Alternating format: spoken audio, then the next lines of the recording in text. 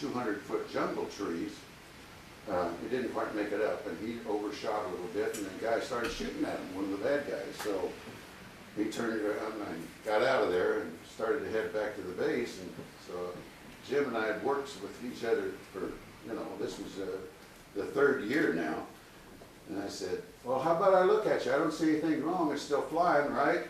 And so I went over and ran around, looked under, and I said, nothing's leaking, and it's still flying. You want to try again? So we decided we would go back again in there. I said, this time, Jim, don't overshoot them. So he got in. He picked up two of their most seriously injured. I picked up two. We flew them back to the hospital at Da Nang, went back and got two more pieces and flew them back. Well, it turns out General Lew Walt was listening to us on the radio and put us in for one of these. That was on that. He wanted his Marines taken care of, and we did. As I say, the other interesting one was, to me, that takes too long, but I'll cover it if you will. But anyway, I was involved with... It's raining outside, I've got a few minutes. I said it's raining outside, Nathan. We've got a few extra minutes, maybe. We've got a few extra minutes, okay. In March of 1966, there was a camp that was getting overrun down south of Quezon, and we were trying to, of course, get planes in there. Well, the weather was bad at that time of the year. Still, it's sort of the monsoon. And the A-1 guys in this prop plane, like you see here, were in there trying to keep the bad guys away from the other guys, and they were the only ones that were slow enough and had enough staying power to stay on scene. They could stay on scene for half a day. And they were in there, and they were actually ran out of ammo, so they were just making dry runs. Well, Major Myers and Bernie Fisher was his wingman that day, and Major Myers got hit so bad that he crash landed and got just off the runway there. And they scrambled us, go rescue him. Well, it turns out our crew had been in that area the previous day with 2 helicopters and had tried to rescue the guys off of a C-47 called Puff the Magic Dragon that had the guns on the sides in there. And they had crashed and they'd gotten in there. The first helicopter hovered over the tail of the C-47 where they mowed down the brush, and 3 guys came running out and jumped in the rear end of the helicopter. All 3 of them were wounded. And the other helicopter went in, and nobody's coming. So the crewmen, 2 crewmen, ran to the C-47. The 50 caliber opens up between them and misses them. They get in there, find nobody still alive in the airplane, and as the 50 caliber rakes the airplane again, they get back out, jump in the back of the helicopter. Well, Captain Greene had pushed the helicopter down so low, trying to stay clear of the guy that was shooting at him, that he got the blades into the brush a little bit. So when they got back to Da Nang, the day before Fisher and Myers, we had to change all the blades because they looked like they peeled all the blades are wooden, and they're covered with a neoprene and a fiberglass. So all this fiberglass is standing out on the blades. It was still flying. Anyway, so the next day, you know, we get leaped off to go over to the same place, and we know that it's bad. And the guy that's running the Crown aircraft, which is our rescue control ship, says, how soon you can be here? And Jim was leading. He couldn't hear him on the radio, so I did the radio work and tell him, well, it looks like 10 minutes because it's about 40, 45 miles over there. And, you know, we're only going 100 miles an hour. So anyway, Bernie decides that's too long. So he asked, well, I'll think of his name anyway, but how long's the runway? And he said 3,500 feet. Bernie said, that's no sweat. I can land on the A1 at 3,500 feet. So he makes a pass. Didn't look right, so he came back around again, and he put it down. Turns out it's 2,500 feet long. And he goes off the end of the runway, hits a barrel or something, but he managed to turn around and come back to where Major Myers is in the ditch there. And he wonders, as he throttles back, why Major Myers hadn't climbed in. That's a single seat airplane. There's no second seat. He realizes the prop blast is so, even at idle, is so big from that great big propeller that Major Myers is weak from the injuries. He reaches out, grabs him, throws him in behind the seat, head first. Doesn't even strap in and throws the power to it and takes off. Well, we're about,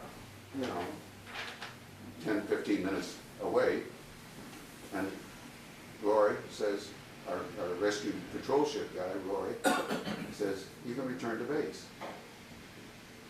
Do you think my prayers were answered that day? So Bernie gets the Medal of Honor for rescuing Major Myers. And as far as I know, Bernie is still living. Major Myers has since passed away. But that was one of the great close ones that we had, so to say. July the 4th, Independence Day, and I'm about at the end of my tour, ready to go home, and it's a windy day. We take off to go up to Quezon, which is where we stand by for covering the rescue flights. The wind is so strong that instead of an hour, it takes an hour and a half to get up there that day. So by the time we land, we really need to be gassed up. So while the guys are gassing up the airplanes, well, the helicopters, I start walking in because the Quezon Strip, which I don't have a picture of here, but anyway,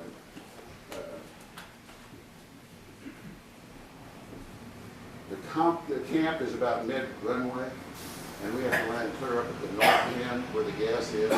So it's about a quarter-mile walk down to the compound where our radio operator can tell us what's going on. Well, I'm about ready to go into the gate, and here comes our radio operator. He says, oh, okay, we got a mission. So I turn around and then start back up the helicopter. The guys had just finished gassing him with the main tanks, which is all we really needed. Well, turns out a flight of 4105s had headed in to do their bombing run ways north of the DMZ. And one of them, the engine quit. So they turn around and head for the water. And so naturally, now we've got a tailwind. We leap off, and we're out there in about 10 minutes flat, head over to the water, out, and go out around, there's a little, it's called Tiger Island right there. And it turns out his buddies had orbited. Lieutenant Bruce Melton was the guy that made it to the water and punched out. Well, now, I'm wondering if there's going to be anybody to pick up because the wind's so strong. And he's parachuting in. 105 goes pretty fast, and he punched out there. His buddies were there, so we homed in on him. Couldn't spot him until he put out his sea marker dye. And then we saw that because there were a little bit of a white caps out there. Spotted him, went over to pick him up. Here's what I looked like in Vietnam. And our other amphibian airplane came down, and the co-pilot shot these shots of us picking him up. So it turns out, when we get him on the horse, the helicopter, I'm watching the power because the pilot, I'm flying co-pilot that day, and he's up to the red line on the picking everything up because, as you can see here, we're not only picking up Bruce, we're picking up his survival kit and his life raft and his parachute. So by the time he got up by the door, my pararescue man touched that cord that's connecting to all that, and boy, when that went, we popped in the air. So, lo and behold,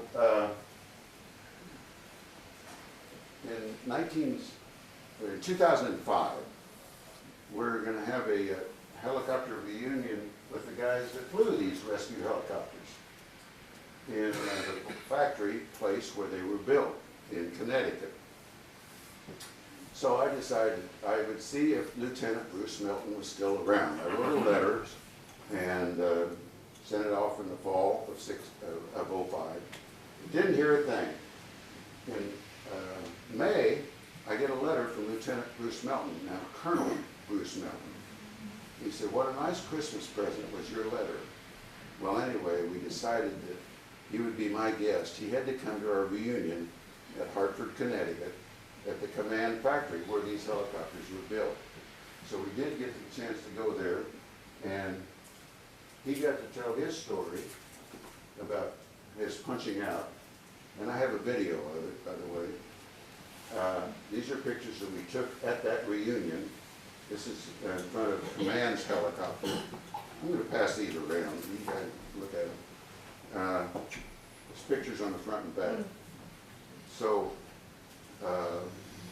at the reunion, one of the deals we took was a tour of a museum there at one of the airports.